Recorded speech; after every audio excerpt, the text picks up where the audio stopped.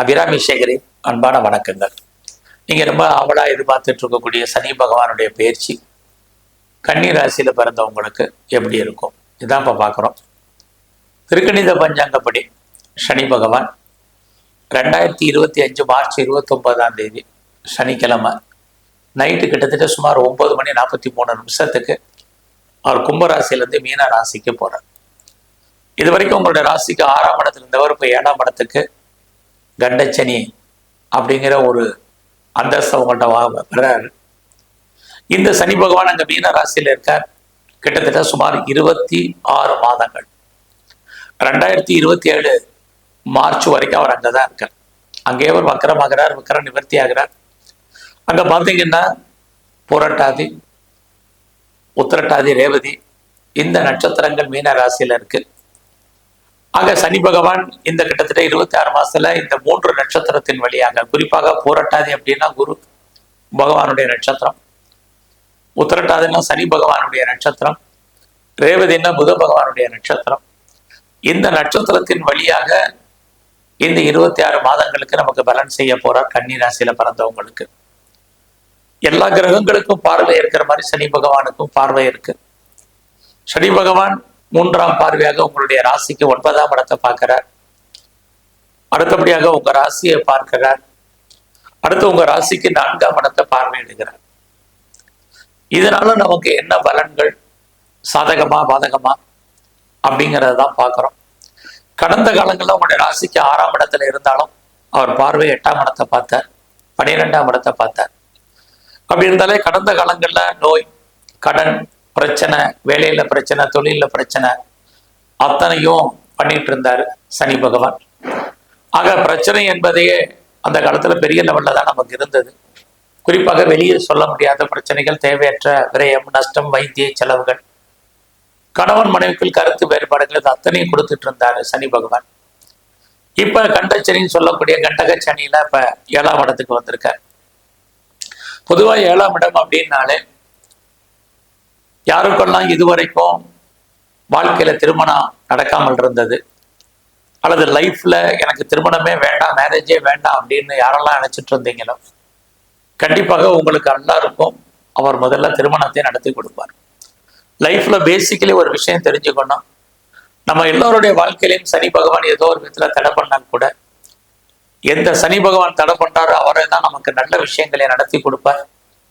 அப்படி பார்க்கிற போது கன்னி ராசியில பிறந்த உங்களுக்கு யாருக்கெல்லாம் இது வரைக்கும் திருமணம் டிலே ஆயிட்டு இருந்துச்சோ, கண்டிப்பாக உங்களுக்கு திருமணம் நடப்பதற்கான வாய்ப்புகள் இருக்கு. அது மட்டுமல்ல, கடந்த காலங்களில் யாரெல்லாம் அஃபேர்ல, லவ் அஃபேர்ல இருந்தீங்களோ, உங்களுடைய லவ் சக்சஸ்ஃபுல் ஆகிறதுக்கான வாய்ப்புகள் நிறைய இருக்கு. ஆக காதல் திருமணம் நடப்பதற்கான வாய்ப்பும் இந்த சனி பயிற்சியில கன்னி ராசியில பிறந்த உங்களுக்கு இருக்கு. அது மட்டுமல்ல, ரொம்ப நாளா நான் பிஸ்னஸ் ஸ்டார்ட் பண்ணணும்னு நினைக்கிறேன், பிஸ்னஸ் ஆரம்பிக்கணும்னு நினைச்சிட்டு இருக்கிறேன் அப்படின்னு யாரெல்லாம் நினைக்கிறீங்களோ, நீங்க தாராளமாக பிஸ்னஸ் ஸ்டார்ட் பண்ணலாம். ஸ்டார்ட் பண்றதுக்கான வாய்ப்பு, சந்தர்ப்பங்களே சனி பகவான் உங்களுக்கு உருவாக்கி கொடுப்பார். ஏற்கனவே நான் தொழில் பண்ணிட்டு இருக்கேன், பிஸ்னஸ் பண்ணிட்டு இருக்கேன், அந்த பிஸ்னஸ் கடந்த காலங்கள் எல்லாம் உங்களுக்கு சுமாரா இருந்துச்சு, இனிமேலாவது நல்லா இருக்குமா அப்படின்னா பரவாயில்லாம இருக்கும். உங்களுக்கு தொழில் இருந்துகிட்டே இருக்கும், தொழிலை விட்டு நீங்க வெளியே வர்றதுக்கான வாய்ப்புகள் இல்லை, ஆனாலும் தொழில் விட்டு விட்டு நடக்கும். ஏன்னா சனி பகவான் உங்களுடைய ராசிக்கு 4ஆம் இடத்தையும் பார்க்கிறார். எப்பவுமே 4ஆம் இடம் அப்படின்னாலே விட்டு விட்டு தொழில் நடப்பதற்கான வாய்ப்புகள் நிறைய உங்களுக்கு இருக்கு. ஆக நாங்க புதுசா பிஸ்னஸ் ஸ்டார்ட் பண்ணணும்னு நினைக்கிறவங்க, ஏற்கனவே பிஸ்னஸ் பண்ணிட்டு இருக்கிறவங்க எல்லாருக்குமே நார்மலா தான் பிஸ்னஸ் இருக்கும். அதுக்காக லாபம் இல்லாமல் இல்லை, தொழில் தகராறு, தொழில் நிச்சயமற்ற தன்மை இருந்தாலும் கூட ஓரளவுக்கு வருமானம், சம்பாத்தியம் என்பது உங்களுக்கு இருக்கும். அடுத்தபடியாக சனி பகவான் உங்களுடைய ராசிக்கு 9ஆம் இடத்தை பார்க்கிறார். யாரெல்லாம் ஒன்றுக்கு மேற்பட்ட பிஸ்னஸ் பண்றீங்களோ, அல்லது ஒன்றுக்கு மேற்பட்ட இடத்துல தொழில் பண்ணிட்டு இருக்கீங்களோ, உங்க தொழில் ஓரளவுக்கு பரவாயில்லாம இருக்கும். அது மட்டுமல்ல, பிஸ்னஸ் மட்டுமல்ல, ஏற்கனவே பண்ணிட்டு இருக்கிறவங்களும் புதுசா பண்ணணும்னு நினைக்கிறவங்க, பிஸ்னஸை எஸ்டாப்ளிஷ் பண்ணணும்னு நினைக்கிறவங்க, தாராளமா உங்களுடைய தொழிலை நீங்க எஸ்டாப்ளிஷ் பண்ணலாம். அதற்கான சூழ்நிலைகள் இருக்கு. உங்களுடைய தனிப்பட்ட ஜாதகம் நல்லா இருந்தால் அந்த பிஸ்னஸ் பெரிய லெவல்ல உங்களுக்கு டெவலப் ஆகிறதுக்கான வாய்ப்புகள் இருக்கு.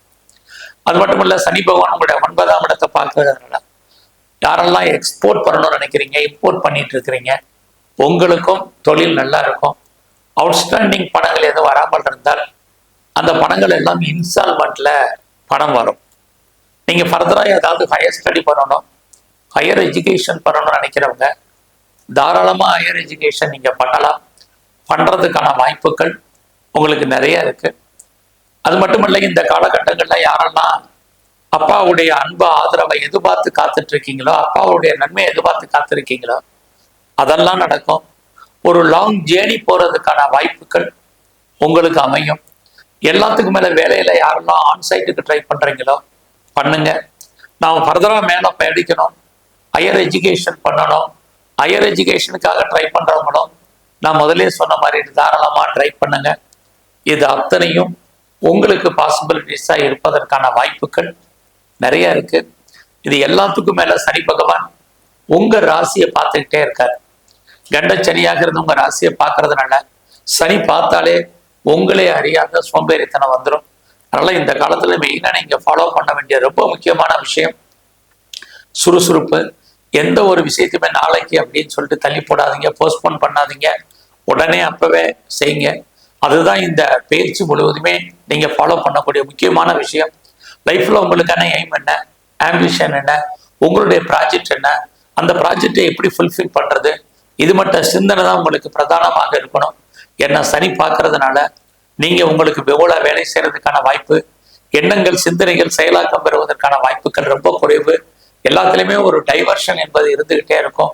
அந்த டைவர்ஷன் இல்லாம லைஃப்ல உங்களுக்கான ஆம்பிஷன் என்னவோ அதை கண்டிப்பா நீங்க பண்ணால் மட்டும்தான் இந்த சனி பயிற்சியில நீங்க வாழ்க்கையில மிக உயர்ந்த நிலையை அடைவதற்கான வாய்ப்புகள் இருக்கு. யாரெல்லாம் நான் வெளிநாடு போகணும்னு ஆசைப்படுறீங்களோ ட்ரை பண்ணுங்க. கண்டிப்பாக நீங்க வெளிநாடு போறதுக்கான வாய்ப்புகள் இருக்கு. ஒரு லாங் ஜேர்னி போவீங்க, நீண்ட தூர பிரயாணம் போறதுக்கான வாய்ப்பும் இந்த சனி பகவானுடைய பயிற்சியில கன்னி ராசியில பிறந்தவங்களுக்கு இருக்கு. ஃபர்தரா நீங்க ஹையர் ஸ்டடி பண்றதுக்கான சூழ்நிலைகள் இருக்கு. நீங்க பார்ட் டைமாகவும் ஆன்லைன்லயே கரஸ்லயே ஜூம்லயே நிறைய படிப்பீங்க. நிறைய தேடுதல் என்பது உங்களுக்கு இருந்துகிட்டே இருக்கும். அதுக்கு அடுத்தபடியாக சனி பகவான் உங்களுடைய 4ஆம் இடத்தை பார்க்கிறார். இந்த 4ஆம் இடம் நீங்க யாரெல்லாம் லைஃப்ல இடம் வாங்கணும் அப்படின்னு நினைச்சீங்களே இடம் வாங்குவீங்க, வீடு வாங்கணும்னு நினைச்சவங்க வீடு வாங்குவீங்க, வீடு கட்டணும்னு நினைச்சவங்க வீடு கட்டுறதுக்கான வாய்ப்புகள் இது அத்தனையும் சனி பகவான் உங்களுக்கு கொடுப்பார். ஸோ இதுக்கான வாய்ப்புகள் சந்தர்ப்பங்கள் எல்லாம் உங்களுக்கு நிறைய இருந்துகிட்டே இருக்கு. அது மட்டுமல்ல, சனி பகவான் இந்த 4ஆம் இடத்தை பார்க்கக்கூடிய இந்த காலங்கள்ல நீங்க யாரெல்லாம் உற்பத்தி சார்ந்த துறைகள்ல இருக்கீங்களோ உங்களுக்கு ப்ரொடக்ஷன்ஸ் ஜாஸ்தி இருக்கும், பட் சேல்ஸும் இருக்கும், ப்ராஃபிட் கொஞ்சம் குறைவாக இருக்கும். உற்பத்தி மட்டுமல்ல, நீங்க மேனுஃபேக்சரிங் லைன்ல இருக்கிறவங்களுக்கும் இதே நிலைமை தான். ஸோ நீங்க விவசாயத்துல இருக்கிறீங்க அப்படின்னா ஓரளவுக்கு உங்களுக்கு லாபம் வருவதற்கான வாய்ப்புகள் இந்த பயிற்சி முழுவதும் இருக்கு. இந்த பயிற்சியில உங்களுடைய குழந்தைகள் இருந்தா குழந்தைகள் உங்களை விட்டு பிரிஞ்சு போவதற்கான வாய்ப்பு, அல்லது அவர்களை விட்டு நீங்க பிரிஞ்சிருப்பதற்கான சூழ்நிலைகள், அவர்களுக்காக நீங்க செலவு பண்ண வேண்டிய காலகட்டங்கள் இது அத்தனையும் இருக்கு. குடும்பத்துல சுபகாரியங்கள் சுப நிகழ்ச்சிகள் நடக்கும். அதுக்காக நீங்க நிறைய பெரிய லெவல்ல எக்ஸ்பெண்டிச்சர்ஸ் பண்ணுவீங்க, செலவினங்கள் இருக்கு. இந்த காலத்துல உங்களுடைய ப்ரொஃபஷன் எப்படி இருக்கு கன்னி ராசியில பொறுத்தவங்களுக்கு அப்படின்னு பார்க்குற போது உங்களுடைய ஜாப் பரவாயில்லாம இருக்கும். நீங்க எந்த சர்வீஸ்ல இருந்தாலும் சரி, நான் கவர்மெண்ட்ல இருக்கேன், பிரைவேட் செக்டார்ல இருக்கேன், எனி அதர் ஃபீட்டர் கன்சல் ஒர்க் பண்றேன், என்னுடைய ஃபியூச்சர் எப்படி இருக்கு, என்னுடைய கரியர் எப்படி இருக்கு, என்னுடைய ஜாப் எப்படி இருக்கு, ப்ரொஃபஷன் எப்படி இருக்குன்னா பரவாயில்ல. ஸோ நீங்க எந்த உயர்ந்த பதவியில இருந்தாலும் சரி, தாழ்ந்த நிலையில இருந்தாலும் சரி, உங்க வேலையை நீங்க சாட்டிஸ்ஃபைடா பண்ணணும். இது ரொம்ப முக்கியம். ஏன்னா சனி பகவான் உங்களுடைய 4ஆம் இடத்தை பார்க்கிறாரு. 4ஆம் இடம் அன்சாட்டிஸ்ஃபைட் ஜாப்னு அர்த்தம். ஸோ உங்க வேலையில நீங்க மகிழ்ச்சியாகவும் சந்தோஷகரமும் பார்க்கலன்னா எதுவுமே உங்களுக்கு திருப்திகரமாக இருக்காது. ஸோ ப்ரமோஷன் வரல இந்த காலகட்டங்கள்ல பெருசா ஒன்றும் நீங்க ஒரி பண்ணாதீங்க. இன்க்ரிமெண்ட்டோ இன்சென்டிவோ போனஸோ வரலையேன்னு பெருசா நினைக்காதீங்க. வேலை இருக்கா, ஜாப் இருக்கா, அதை மட்டும் பாருங்க. அந்த வேலையில பெரிய லெவல்ல கூட கண்டுபிடிக்காதீங்க. பெரிய லெவல்ல நீங்க எஃபர்ட் எடுத்து பண்ணுங்க, நீங்க பெரிய லெவல்ல சக்சஸ் பண்ணுவீங்க. இந்த காலத்துல உங்களை பொறுத்த வரைக்கும் நீங்க உங்களுடைய ஜாப்ல ரொம்ப பொறுமையாகவும் நிதானமாகவும் இருங்க. அவசரப்பட்டு வேற கம்பெனி மாறுறது, இருக்கிற கம்பெனிக்கு பேப்பர் போடுறது, இதெல்லாம் வேண்டாம். உங்களுடைய தனிப்பட்ட ஜாதகம் நல்லா இருந்தால் மட்டும் நீங்க ட்ரை பண்ணுங்க. இல்லைன்னா பொறுமை நிதானமாக நீங்க இந்த காலத்துல இருங்க. ஸோ உங்களுடைய உடல் ஆரோக்கியத்துல மிக கவனமா இருங்க. உடம்புல இந்த காலத்துல நோய் எதிர்ப்பு சக்தி குறைவா இருக்கும். ஸோ உங்களுக்கு இம்யூனிட்டி பவர் ரொம்ப கம்மியாயிரும் இந்த காலத்துல. அதனால சின்ன பிரச்சனைனாலும் நல்ல டாக்டரை கவனிச்சு பாருங்க.